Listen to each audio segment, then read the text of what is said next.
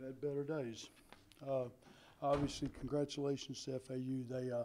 They earned the win, and they played way better than we did. I told the players in the locker room a while ago that certain things catch up with you when they catch up with you, that you can kind of smoke and mirror and try to hide things over the course of maybe the first 8 ball games. But when you give yourself some opportunities, of which we had in the first half, and you don't take advantage of them. We had 1st and goal at the 1-yard line, don't get a touchdown. We had a drop that would have been a touchdown in the end zone, and we don't score a touchdown on that. We had a fake field goal that, I don't know if it had been a touchdown, but it for sure would have been a 1st down inside maybe the 10-yard line that maybe would have led to a touchdown. When you don't capitalize on those gifted opportunities, then on the other side of it, obviously you get a 4th and 13, let the quarterback scramble around. He's throwing it, a desperation throw. They end up getting a touchdown. But the most disturbing part of the entire night is playing run defense the way we did. I mean, I knew that the kid was and our kids know that the kid's a very good running back. But to allow them to have over 400 yards rushing is it's very disappointing. Disappointing in the missed tackling, which we've said, if you've covered our games, we've talked about it. And eventually it catches up with you. We've been able to outscore people when we've covered up for that. We've had some games that we didn't tackle very well. Other teams have ran the ball with some success on us, but we were able to outscore them and have more points than they did. And it catches up with you when it catches up with you. We did an absolutely terrible job tonight, gang tackling, swarm tackling, giving negative plays, missing tackles, and guys getting cut out of their responsibilities. It was a very, very poor performance defensively. Coach, one of the things you've talked about throughout the year is that the defense is a young unit and they haven't played a lot together. At what point, we're on to week 10, week 11 of the season, does that kind of? No, I agree. I mean, obviously we've kind of lived with some of the young mistakes by some of the guys, but it's getting to the point that inexperience and youth shouldn't matter in game number 9. That we should be better at responsibilities. If we're not good enough, we're not good enough. But when we're not good enough because we don't line up right and guys don't get in the right gap and guys that are responsible for support on the edge and don't set the edge of the defense, whether it's a linebacker, a safety, or a defensive end, and you get jet sweeps that outrun you for 45 yards just because they circle everybody, that's a different story. Coach, what happened with Morgan on the 1-yard line there? The official, the umpire, was standing over the ball, and he had his hand on the offensive center. And James had his hand under the center trying to get him to snap the ball.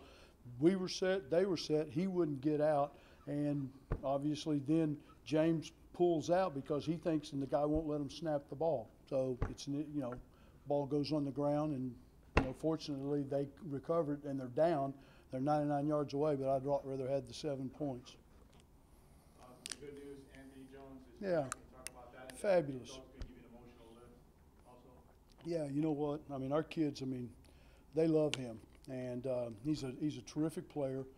And when the incident occurred, I think I told everybody. I mean, it was an act of God for him and Mershon to be alive. And Mershon returned to practice, and he potentially may even have a chance to play next week. And for those 2 kids to come from where they were, it's just it's an amazing thing. And getting him back into the game, the kids were excited this week in practice because he practiced good, and we felt like he might have a chance when the doctors finally gave us at the end of the week the thumbs up that he had enough contact during the course of the week that they felt comfortable to allow him to play in the game. And so it's good to have him back. He's a talented player, and we've missed him. Another positive was the catch by Bryce Singleton. Yeah, Bryce is, we missed him and Shamar Thornton. They didn't play, basically the first 4 or 5 games of the season, and they were the 2 starters at the end of last year. And it was good to see him not only make that play, he made some good catches over the middle of the field. The thing that you like about Bryce is that it doesn't really make any difference what kind of throw it is. Perimeter throws, deep throws, over the middle, catching traffic. He's got a lot of guts and a lot of heart. Coach, obviously the result, wasn't what you wanted tonight, but just that aside for a second, talk about the atmosphere. I saw you down talking to a couple recruits earlier, pre-game and stuff like that. Just what you're trying to build here as a program and the atmosphere tonight. That's, you don't build Rome overnight. I mean, there's a lot of places, a lot of progress that we've made over the last 16, 17 months. We've still got a lot of work to do. You know, the youth of the team, obviously the depth of the team, the talent of the team. You know, there's just a lot of things that we've got to continue to do, and obviously recruiting is the heart of it, is going after kids and just continuing to build and have more talent in the pipeline. The Dame's targeting call, what do you think of that? Where do you hit him, or what do you think? Again, you look at the jumbotron, you watch the play, it looked to me like that the helmet hit the kid in the chest, okay? Ball goes on the ground. I will tell you that Olin Cushing set out the first half of this game, and Merton Hanks and Gerald Austin, the head of the officials, called me on Monday and apologized, and they said, Coach, he should not have been ejected, that it was not a targeting call last week, that he should have gotten to play this week. They said, but after it gets turned in, they can't overrule it if the guy in the press box on the day of the game, if they don't overrule it, they don't have the power to overrule it. So you hate that, you know, I mean, that's why you have replay, that's why you have a head of the, you know, officials commission to be able to look at it and to rectify and say, hey, look, if that kid didn't, which Olin didn't, he didn't hit the guy in the head. It wasn't a targeting call a week ago. So I don't know about this and whether they'll say this one is or isn't. I don't know. We'll see how we'll turn it in. What did you tell James? Excuse me? What did you tell James when he came off the field about, you know? James Morgan? James, what did you tell him after the tackle? What did you say to him? On which one? The one where he got ejected. The targeting, yeah. Oh, Twin. Yeah. No, I mean, I love his aggressiveness, you know, and we try to tell every kid, do not ever aim for anything above the shoulders, you know. But when the guy goes to catch the ball and you're targeting, you're going between the numbers and you're going there and you're flying to make the tackle, and if the guy ducks, I don't know what to tell you, you know. I mean, it's just guys are playing at a high speed, a high level, and you know, I don't think that there was ever any intention on his part. I mean, we don't have a kid on our team that tries to target somebody else's head, you know. So, you know, we'll see when we look at the film and see if it was legit, and if it was, then they made the right call, and if they didn't, they missed it. How do you recover from this type of loss in order to keep your pursuit of a conference title? Yeah, I mean, I think a lot of it becomes the character of your locker room, you know, the leaders, you know, how they're willing to look at the mistakes. I mean, one of the things that you've listened, if you listen to every game, we really don't care about next week's opponent. We don't care about last week's opponent. They really don't matter. You know, it's 1 week at a time. So we'll look at, try to fix the mistakes, see if there's any positions that we need to address, if there's somebody that's better that maybe needs to be playing. If we have to make some changes, we'll make changes, and then we'll get ready starting on Monday, get ready for the next opponent.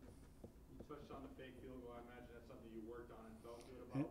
Perfect every time for about a month, every single time. We, you know, and you know, I mean, it couldn't have been. We couldn't have asked them to line up in the perfect way to give us an opportunity to do it. And Stone was probably 40 out of 40 over the last month throwing that. You know, so you lose it. And if you remember a year ago, we did something somewhat similar with Pharaoh McKeever. You know, a fake field goal that was a big play in that game against Western Kentucky. You know, you look for opportunities, and we missed an opportunity tonight. That you know, who knows? You know, I mean, we had more drops tonight than you'd like to have. You know, and then big plays. I mean, in the end zone, you know, you'd like to have had those 14 or 21 points, and at the time that they would have occurred, and see if that would have changed, you know, at least the way in which the opponent plays. You know, so. You said to us 2 weeks ago that you were really happy about the way the team didn't wait till Sunday, didn't wait till a quarter after to make adjustments, that they made adjustments on the fly. You said that to us 2 weeks ago. Yeah, tonight was not about adjustments and stuff like that. Tonight was just about fundamentals, technique, and tackling. And guys missing tackles and guys, you know, I mean, he's too talented. There ain't no one guy going to tackle him all the time. You better try to get somebody that gets close to wrapping them up, make them jump cut, and then there has to be pursuit. And if the pursuit gets cut out, they run behind blocks, you got a problem. And we had a problem. Thank you, guys. Thank you.